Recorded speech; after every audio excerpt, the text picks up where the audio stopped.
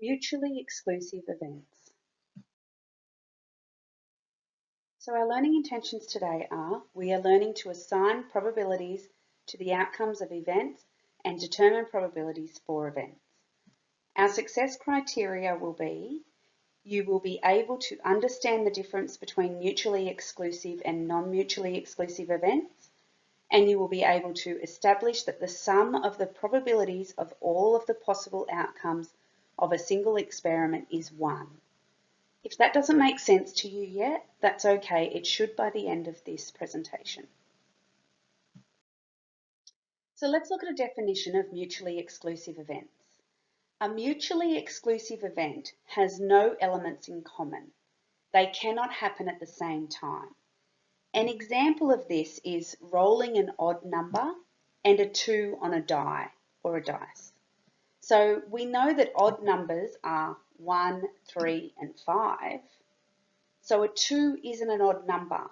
So it is not possible to roll a dice and get an odd number and a 2 at the same time. So they are mutually exclusive events, cannot happen at the same time. Non-mutually exclusive events have some elements in common. They can happen at the same time. For example, rolling an even number and a 4 on a die or a dice. So if I roll a dice and I get an even number and it's a 4, that can happen. So they're non-mutually exclusive events because they can happen at the same time. You're going to be given a worksheet to work through today, and this is just the top of the worksheet, just so I can show you how to work through it. So events are mutually exclusive if they cannot happen at the same time. Which of these events below are mutually exclusive? So the first event is being on time and late for work. So can you be on time and late for work at the same time? No, you can't. So that's a mutually exclusive event. You're either on time for work or you're late for work. Another one is tossing a head and a tails on a coin toss. Can you toss a head and a tail at the same time? No. So that event is also mutually exclusive. Winning, losing and drawing a netball match. Can you do all three of those at the same time? No.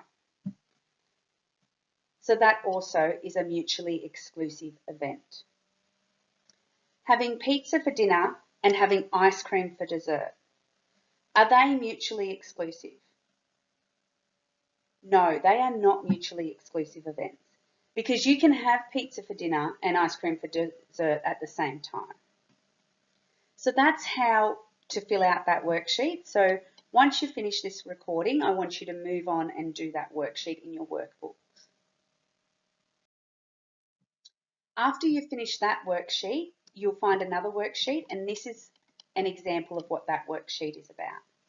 So below are the probabilities of selecting a coloured counter from a bag.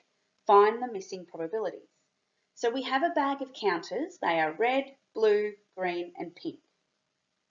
Now in this first box, the probabilities are presented in decimals. So the probability of drawing a red counter is 0.104. The probability of drawing a blue counter is 0.217. We don't know the probability of drawing a green, and the probability of drawing a pink is 0.542. Now what we do know is that all the probabilities of all possible outcomes add up to 1. So I can work out what the probability of green is by subtracting the other 3 probabilities from 1. So I have the probability of green equals 1 minus 0.104 minus 0.217 minus 0.542 equals 0.37.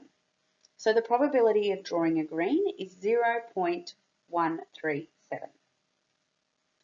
If we have a look at the next box, we can see that they are in percentages.